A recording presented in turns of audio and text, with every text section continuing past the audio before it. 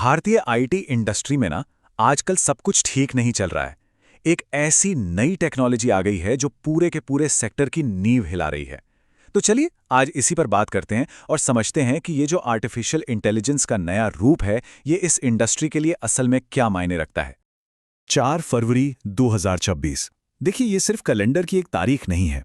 ये वो दिन है जब भारत के पूरे आईटी उद्योग के भविष्य पर एक बहुत बड़ा सवालिया निशान लग गया। और जानते हैं इसकी शुरुआत कहां से हुई? सिर्फ इस एक नंबर से। और ये जो नंबर है, ये सिर्फ इन्फोसिस की बात नहीं थी। ये किसी एक कंपनी की बुरी खबर नहीं थी। नहीं, ये तो एक तरह की चेतावनी थी, एक खतरे की घंटी, एक संकेत कि देखो, आर्टिफिशियल इंटेलिजेंस अब सिर्फ एक मददगार टूल नहीं रह गया है। अब वो एक ऐसा कॉम्पिटिटर बन गया है जो पूरे के पूरे बिजनेस मॉडल को ही खत्म कर सकता है। तो सवाल ये है कि ये गिरावट कितनी बड़ी थी, मतलब इसका असर कितना फैला हुआ था। चलिए अब जरा आंकड़ों पर नजर डालते हैं और देखते हैं कि नुकसान असल में कितना गहरा था। अब यह देखने वाली बात यह है कि ये किसी एक या दो कंपनी की कहानी नहीं थी।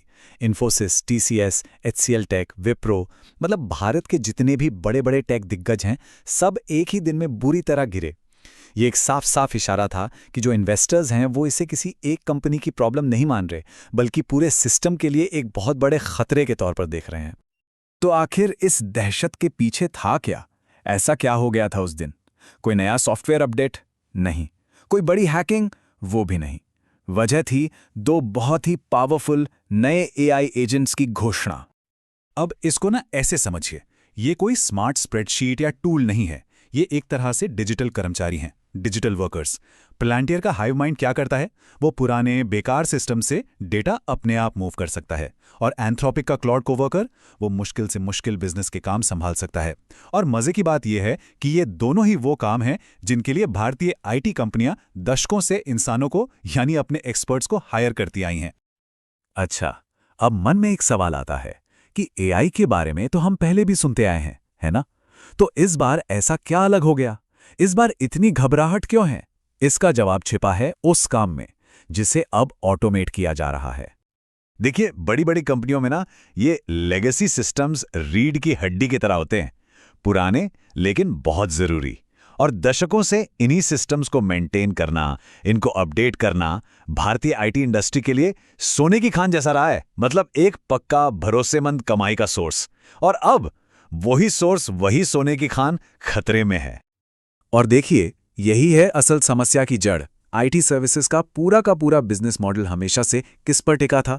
इंसानी मेहनत पर, एक्सपर्ट्स के काम करने के घंटों को बेचने पर, है ना? लेकिन अब सोचिए, अगर एआई खुद काम कर सकता है, मैं फिर से कह रहा हूं, सिर्फ मदद नहीं कर सकता बल्कि असल में पूरा काम खत्म कर सकता है, तो फिर उस बिजनेस मॉडल का क्या होगा? इसी को एक्सपर्ट्स एजेंटिक शिफ्ट कह रहे हैं। एक ऐसा बदलाव जहां टेक्नोलॉजी अब सिर्फ एक टूल नहीं है, बल्कि वो खुद एक वर्कर बन गई है। और देखिए, ऐसा सिर्फ हम नहीं कह रहे हैं। जो मार्केट के बड़े बड़े एक्सपर्ट्स हैं, वो भी अब खतरे की घंटी बजा रहे हैं। फ्रैक्टल के को फाउंडर हैं श्रीकांत वेलमकन्नी। उन्होंने इसे बहुत अच्छे से समझाया है।